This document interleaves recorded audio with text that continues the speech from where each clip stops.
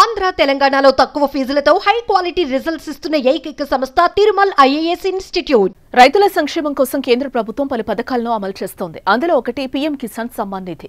ఈ పథకం ద్వారా అన్నదాతలకు పెట్టుబడి సాయం అందిస్తోంది.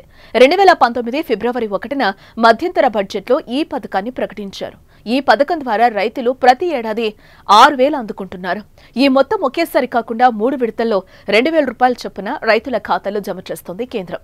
అయితే ఇప్పటి వరకు రైతులు 17వ విడత డబ్బులు అందుకున్నారు. తాజాగా 18వ విడత నిధులు విడుదల కూడా ముహూర్తం సిద్ధమైంది. 18వ విడత డబ్బులను అక్టోబర్ 5న కేంద్ర ప్రభుత్వం విడుదల చేయనుంది.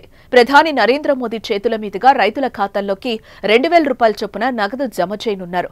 దాదాపు 9 కోట్ల మంది పేద రైతులకు పీఎం కిసాన్ యోజన కింద 2,000 రూపాయలు అందజేయనున్నారు. దీంతో నవరాత్రి సందర్భంగా కేంద్ర ప్రభుత్వం రైతులకు శుభవార్త అందించినట్లయింది. అర్హులందరికీ ఈ పథకం కేంద్రం అమలు చేస్తోంది. అయితే పీఎం కిసాన్ పోర్టల్లో ఈ కేవైసీ చేయడం తప్పనిసరి.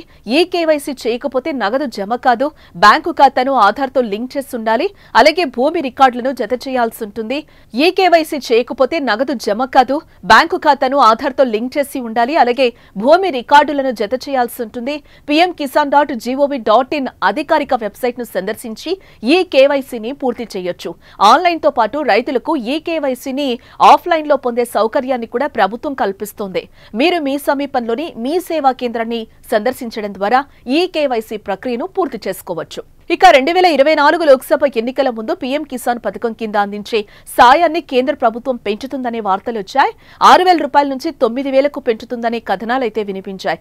కానీ మోదీ సర్కార్ పెంచేందుకు మొగ్గు చూపలేదు. మరి త్వరలో పెంచనుందేమో చూడాలి.